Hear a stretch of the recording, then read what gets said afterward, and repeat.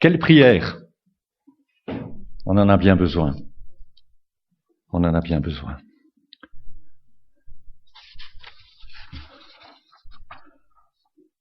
En fait, avant de prêcher, je voulais vous partager quelques mots, simplement. C'est que, ben oui, chers frères et sœurs, j'ai été informé, on m'a dit, concernant la série de messages sur l'Apocalypse, qu'il y a deux éléments qui ne conviennent pas à plusieurs. Que d'une part, les messages sont un peu longs, puis deuxièmement, ça fait un petit peu trop étude. On m'a demandé donc de faire plus court et un peu moins, entre guillemets, étude. Alors c'est vrai, concernant la longueur, c'est pas un problème. On peut faire 20 minutes, on peut faire 30 minutes, on peut faire 1 heure, on peut faire 10 minutes. On fait avec le temps qui est à disposition. On peut toujours s'arranger, c'est pas du tout un problème. Mais quand on pense à la prédication sur ce dernier livre de la Bible, l'Écriture, l'Apocalypse, eh bien, il faut prendre en compte plusieurs éléments. Tout d'abord, le livre traité, l'Apocalypse, le dernier livre de la Bible, prend en compte toute la Bible depuis la Genèse. Il fait référence à de nombreux prophètes de l'Ancien Testament. Donc, si on ne connaît pas très bien les prophètes de l'Ancien Testament, si on n'a pas une vue d'ensemble, ben, c'est évident. Voilà, on peut prier comme le frère a prié, mais si on n'a pas une solide assise, on ne va pas comprendre. On ne va pas comprendre. Donc, on ne peut pas faire abstraction de toute, entre guillemets, étude. C'est pas possible. Une exhortation, simplement, c'est pas possible. Prenez les chapitres qui ne seront pas pour maintenant, mais Dieu voulant l'année prochaine, les chapitres 17 à 18, j'y suis en train d'y travailler, et croyez-moi, c'est pas facile, c'est Babylone. Vous voyez cette femme, la prostituée, qui est assise sur une bête, vous avez dit roi, vous avez une quantité de choses, essayez d'y comprendre. Qu'est-ce que vous allez dire? On ne peut pas donner une exhortation sans comprendre que dit le texte, et par la grâce de Dieu, dans le contexte. Alors vous prenez Daniel, vous prenez les prophètes de l'Ancien Testament, Babylone, ben ça commence avec Babel dans la Genèse. Et tout au long de la Bible, vous avez Babylone. Donc c'est pas et dans l'Apocalypse qu'on va y comprendre. Il faut commencer la Genèse. Vous pouvez peut-être comprendre le temps que prend la préparation, que je suis responsable devant Dieu. Ce qui veut dire, par exemple, pour cette série de messages, chapitre 10 à 18, qui est en tout, ce sera peut-être en mars. Parce que, il faut du temps. J'ai déjà commencé, mais c'est pas en 3 ou 4 semaines qu'on prépare sur cela. Ce serait de la folie, toute simple. Ça demande du temps, de la prière, de considérer, parce qu'on est responsable devant Dieu, l'interprétation.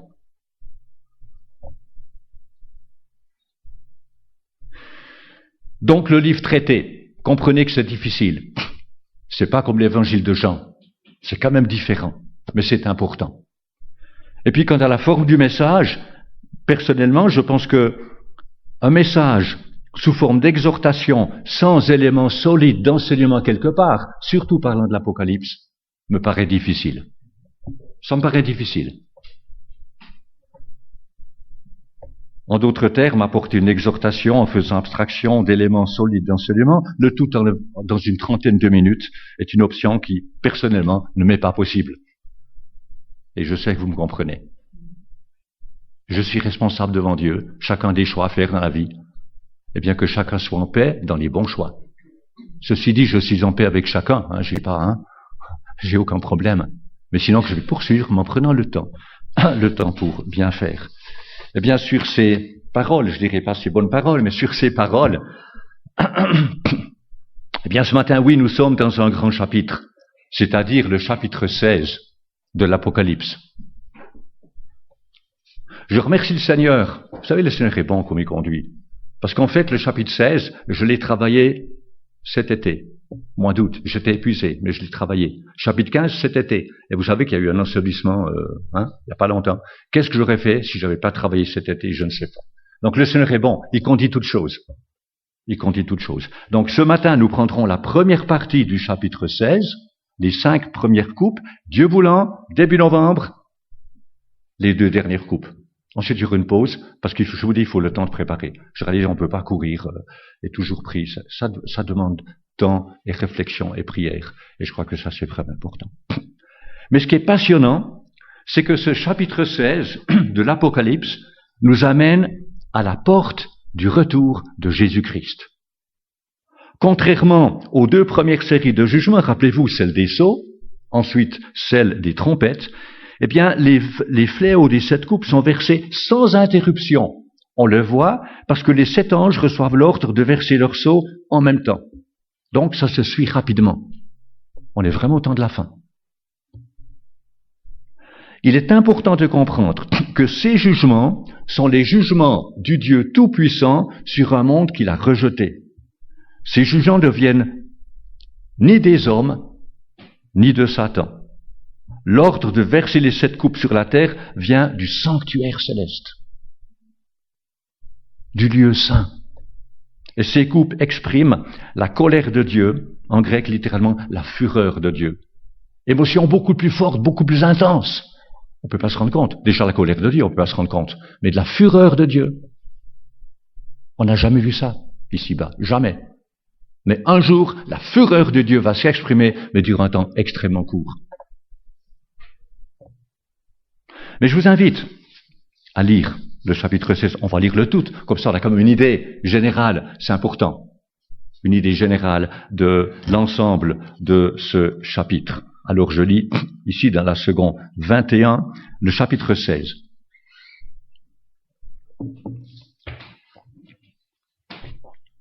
Puis j'entendis une voix forte qui venait du temple et disait aux 7 anges, « Allez, versez sur la terre les 7 coupes de la colère de Dieu. » Le premier ange partit et versa sa coupe sur la terre, et un ulcère mauvais et douloureux frappa les hommes qui portaient la marque de la bête et qui adoraient son image. Le deuxième ange versa sa coupe sur la mer, et elle devint du sang, comme le sang d'un mort. Tous les êtres vivants qui étaient dans la mer moururent. Le troisième ange versa sa coupe sur les fleuves et sur les sources d'eau, et ils devinrent du sang. Alors j'entendis l'ange en charge des eaux dire, « Tu es juste, toi qui es et qui étais, toi le saint, parce que tu as exercé ce jugement. Ils ont versé le sang des saints et des prophètes, et tu leur as donné du sang à boire, ils le méritent. » Et j'entendis de l'autel une voix qui disait, « Oui, Seigneur, Dieu Tout-Puissant, tes jugements sont vrais et justes. » Le quatrième ange versa sa coupe sur le soleil. Elle lui fut donnée de brûler les hommes par son feu. Les hommes furent brûlés par une grande chaleur, et ils blasphémèrent le nom du Dieu qui a autorité sur ces fléaux, et ils ne changèrent pas d'attitude pour lui rendre gloire. Le cinquième ange versa sa coupe sur le trône de la bête, et son royaume fut plongé dans les ténèbres. Les hommes se mordaient la langue de douleur, et ils blasphémèrent le Dieu du ciel à cause de leurs douleurs et de leurs ulcères. Ils ne se repentirent pas de leurs actes. Le sixième ange versa sa coupe sur le grand fleuve, l'Euphrate, et le fleuve s'assécha pour préparer la voie aux rois qui viennent de l'Orient. Je vis sortir de la gueule du dragon, de la gueule de la bête et de la bouche du prétendu prophète, 3 esprits impurs semblables à des grenouilles. Ce sont des esprits de démons qui accomplissent des signes miraculeux et qui vont vers les rois de toute la terre afin de les rassembler pour la bataille de ce grand jour du Dieu Tout-Puissant. Et là, écoutez les paroles du Seigneur. « Voici, je viens comme un voleur. Heureux celui qui reste vigilant et qui garde ses vêtements afin de ne pas marcher nu et de ne pas laisser voir sa honte. » Ils les rassemblèrent à l'endroit appelé en hébreu Armageddon. Le septième ange versa sa coupe dans l'air, et du temple du ciel sortit une voix forte. Elle venait du trône et dit, « C'est fait. » Tous les jugements maintenant sont accomplis. Il y eut des éclairs, des voix, des coups de tonnerre et un grand tremblement de terre, tel qu'il n'y en avait jamais eu de pareil depuis que l'homme est sur la terre. La grande ville fut divisée en 3 parties, et les villes des nations s'écroulèrent. Dieu se souvint de Babylone la grande pour lui faire boire la coupe du vin de son ardente colère. Toutes les îles s'enfuirent et l'on ne retrouva plus les montagnes. Une grosse grêle dont les grêlons pesaient environ 40 kilos tomba du ciel sur les hommes, et les hommes blasphémèrent Dieu à cause du fléau de la grêle, parce que ce fléau était terrible.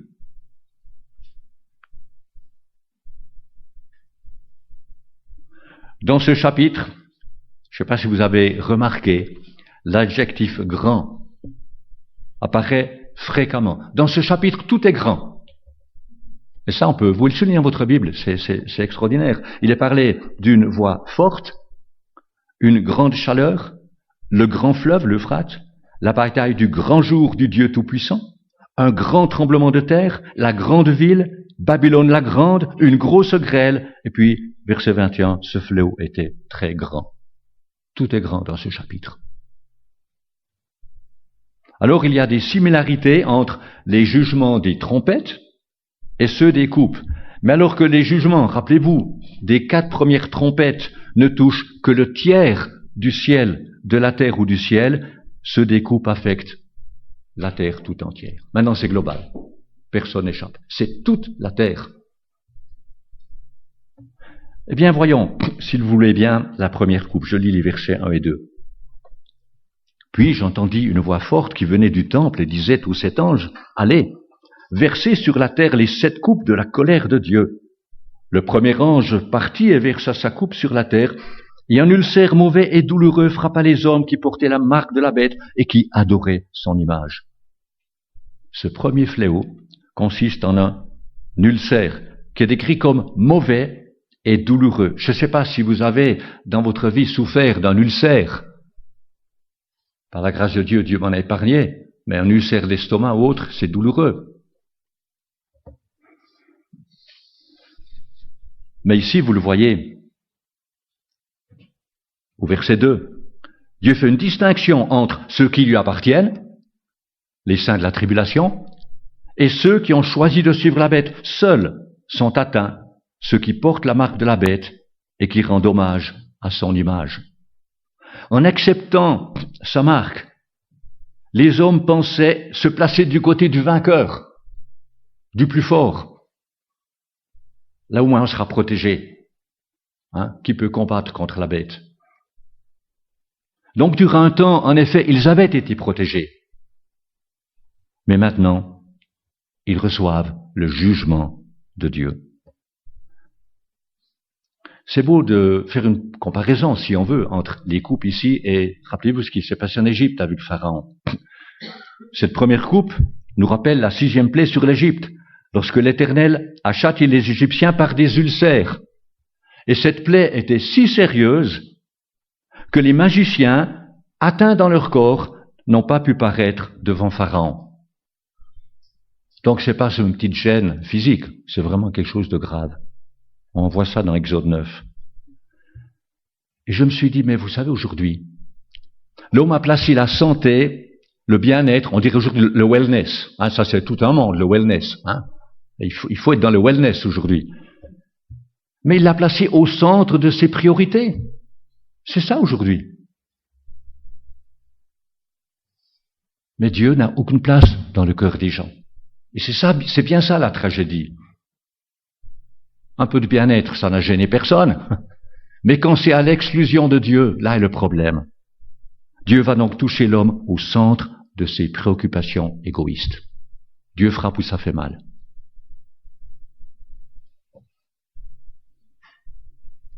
Regardons la deuxième coupe. Verset 3. Le deuxième ange versa sa coupe sur la mer et elle devint du sang, comme le sang d'un mort. Et tous les êtres vivants qui étaient dans la mer moururent. Nous considérons que plus de 2/3 de la surface de la planète bleue, sont recouverts par les eaux. Ben là, vous voyez la sévérité de ce jugement. Là, de nouveau, analogie avec la première plaie sur l'Égypte. Rappelez-vous, dans l'Exode, lorsque tous les poissons du Nil ont péri. Mais là, c'est différent. Il s'agit des mers, il s'agit des océans. Et la destruction est totale. Les mers constituent un immense réservoir de vie.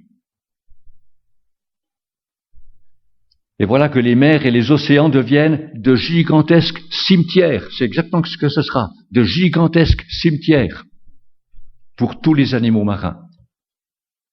Alors ce deuxième fléau touche l'homme profondément. Parce que les mers et les océans sont source de revenus, de nourriture de base pour des millions, pour pas dire milliards de personnes. C'est essentiel. Le commerce, tout simplement, il n'y aura plus de commerce.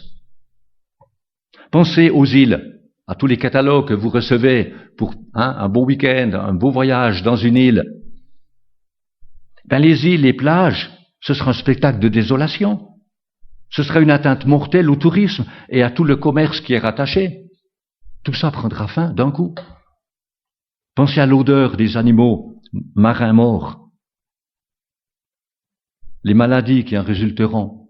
Ce jugement est terrible, terrible. Est-ce que nous réalisons combien nous dépendons de Dieu pour toute chose? L'homme l'oublie. L'homme court ici, il est pressé, il n'a pas le temps. Mais il ne se rend pas compte, l'air qu'il respire, le soleil qui lui donne la vitamine C, l'eau qu'il boit, mais c'est un don de Dieu. Et l'homme n'en prend aucun compte.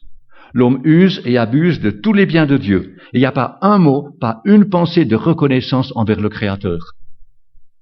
Un jour, ça va changer. Un jour, ça va changer. Le temps du jugement est venu. Mais passons à la troisième coupe, ce sont les versets 4 à 7.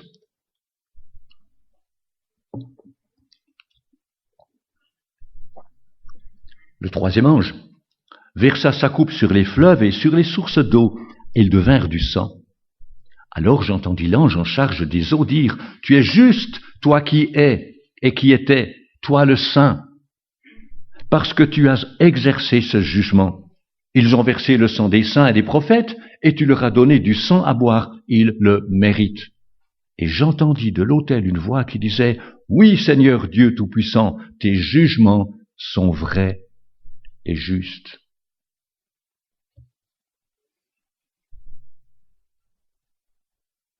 Il y avait un jugement similaire lors de la troisième trompette, lorsqu'un tiers des fleuves et des cours d'eau est devenu imbuvable. Mais ici, c'est tous les fleuves et les sources d'eau changés en sang.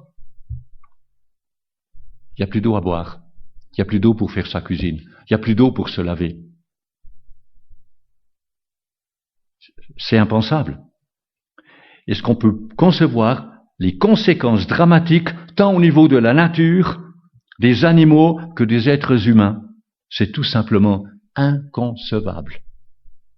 Les conséquences seront catastrophiques, tant au niveau économique que sanitaire. Et c'est un ange, voyez ici, qui est appelé l'ange des eaux qui prend la parole. Les anges ont différents ministères en relation avec la création. Cet ange est l'intendant des eaux.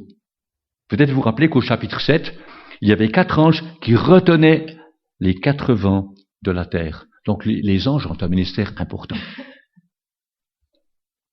Mais écoutez les paroles de l'ange, elles sont importantes. Le premier mot qu'il prononce, verset 5, c'est le terme « juste ».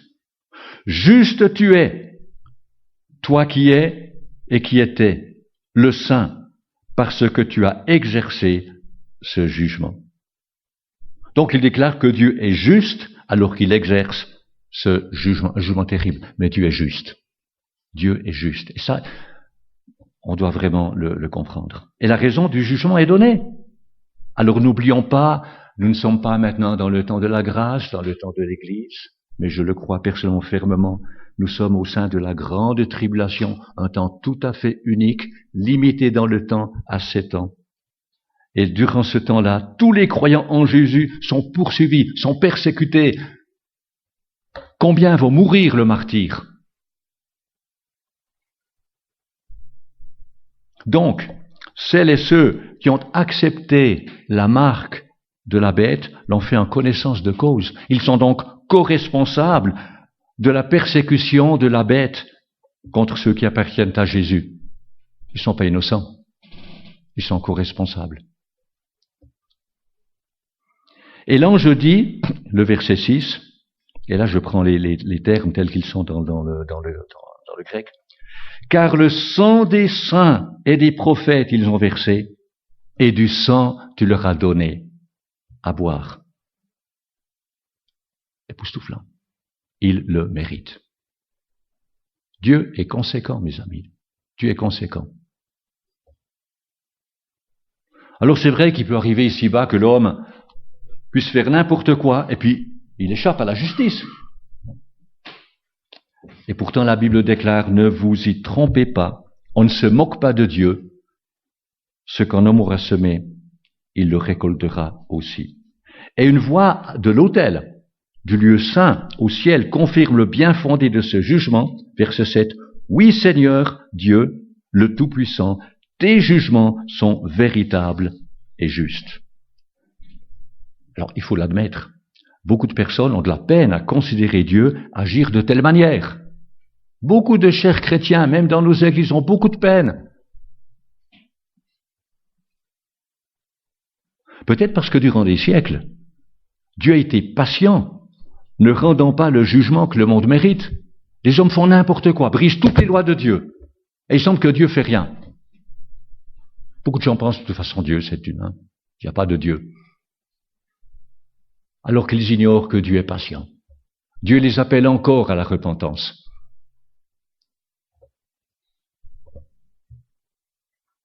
Passons à la 4e coupe, les versets 8 et 9. Le 4e ange versa sa coupe sur le soleil, et lui fut donné de brûler les hommes par son feu. Les hommes furent brûlés par une grande chaleur, et ils blasphémèrent le nom du Dieu qui a autorité sur ces fléaux. Ils ne changèrent pas d'attitude pour lui rendre gloire. Là, à nouveau, au niveau des trompettes, la série précédente, lors de la 4e trompette, 1/3 des astres célestes avaient été obscurcis. Ici, il est question du soleil. Il est donné au soleil de brûler les hommes par son feu. Un détail d'importance, le texte grec dit « il lui fut donné de brûler les hommes ». Et en grec, il y a l'article défini. S'il n'y avait pas d'article défini, on pourrait penser que c'est les hommes en général. Mais vu que c'est les hommes, cela pourrait indiquer un groupe particulier dont il est question au verset 2, ceux qui ont accepté la marque de la bête. Une certitude, mais c'est possible. C'est possible. Donc il est possible que les saints de ce temps-là ne souffriront pas de cette plaie.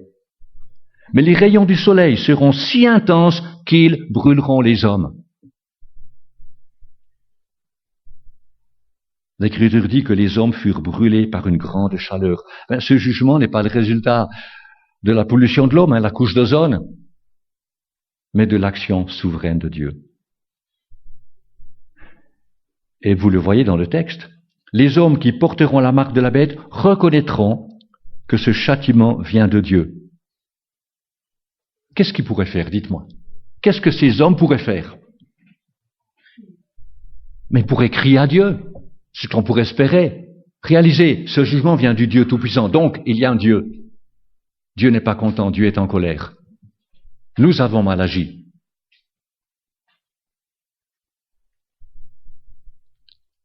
L'homme pourrait crier à Dieu, pourrait implorer sa grâce et son pardon, mais ils ne le feront pas. Au contraire, ils blasphémeront le nom de Dieu et ils ne se repentiront pas.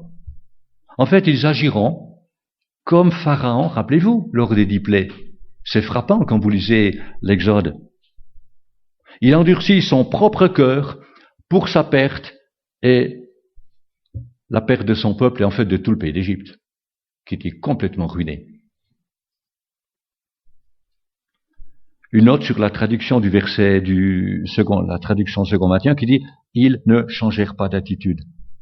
Je pense qu'il eût été plus simple de conserver la traduction courante et exacte en disant « Ils ne se repentirent pas ».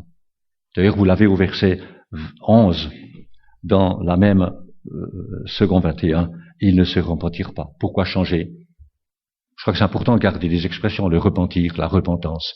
C'est des termes qui sont acceptés, compris partout.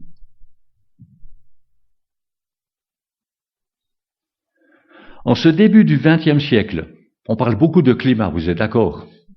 Une quantité de mouvements chrétiens, je suis choqué, mais ça ce sera peut-être pour une autre fois, de voir combien l'homme s'affaire à suivre des directives de l'ONU. Sauvons la terre!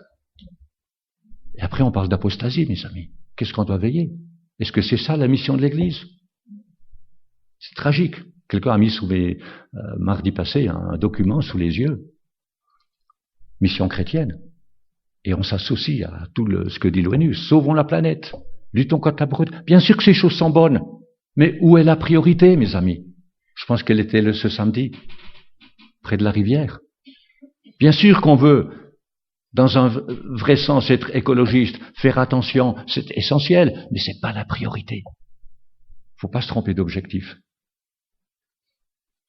Alors c'est vrai, on parle beaucoup de climat, mais rendez-vous compte durant la tribulation. Les changements climatiques seront dramatiques. Quant à l'écologie, que certains, il faut le dire, ont élevé au niveau d'une religion. Combien? Oh, l'écologie, c'est tout, hein. Il faut être vert, hein. Il faut être végétarien, il faut être vegan. On peut aller très loin dans tout ça, mais Dieu n'en veut pas, mes amis. Moi, ça me choque. On veut être pur dans ce qu'on mange, mais Dieu n'en veut pas, mes amis. L'homme est pollué. On se trompe complètement d'objectif. On est aveuglé. Voilà où va la société. On veut changer la planète, alors que le cœur de l'homme n'a pas changé. C'est une illusion totale, mes amis. Et nous, les chrétiens, on ne doit pas suivre ce mouvement. On veut proclamer l'Évangile.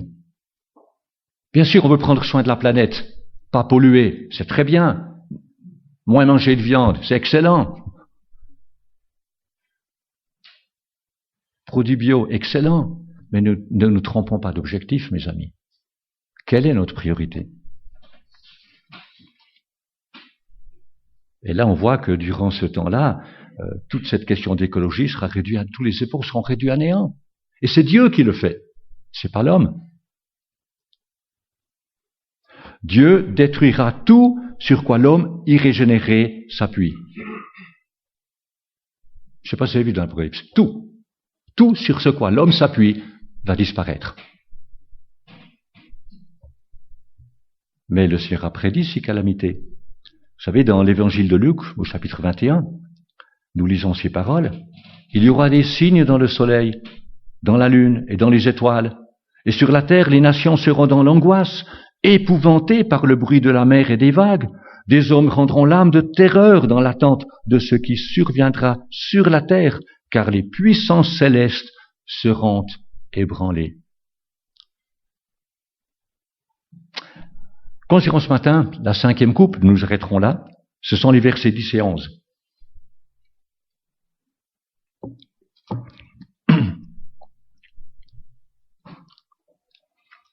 Le 5e ange versa sa coupe sur le trône de la bête, et son royaume fut plongé dans les ténèbres. Les hommes se mordaient la langue de douleur, et ils blasphémèrent le Dieu du ciel à cause de leur douleur et de leurs ulcères. Ils ne se repentirent pas de leurs actes. En fait, nous avons là presque un avant-goût de ce que pourrait être l'enfer. Absence de lumière, souffrance, blasphème. Terrible. Qui voudra aller dans cet endroit? Et ce jugement, le texte nous dit, est dirigé contre le trône de la bête et ses sujets. Il est parlé de son royaume. Donc il en résulte ténèbres, douleurs, lesquelles s'ajoutent aux souffrances occasionnées par les ulcères de la première plaie.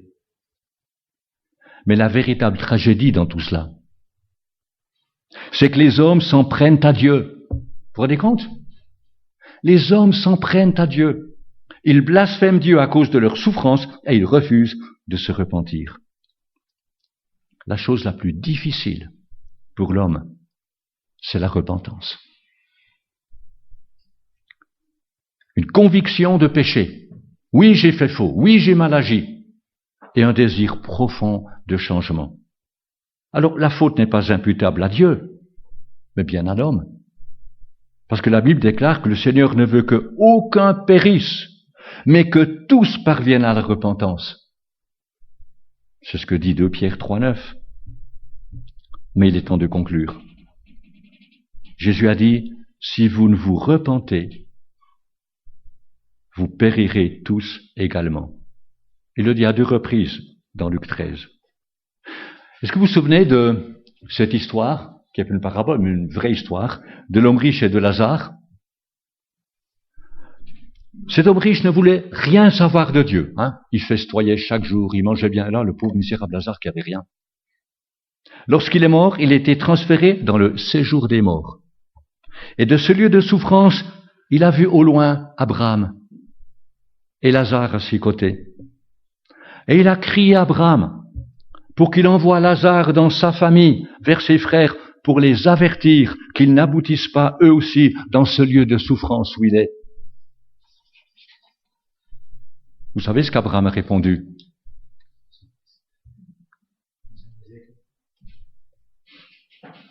Ils ont Moïse et les prophètes, c'est-à-dire l'Écriture. Qu'ils les écoutent. Le problème, c'est que s'ils ne lisent pas l'Écriture, ben voilà, mais le fait est là. C'est la réponse de Dieu. Ils ont Moïse et les prophètes, qu'ils les écoutent. Et l'homme riche a répondu, non, Père Abraham, mais si quelqu'un vient de chez les morts vers eux, ils se repentiront.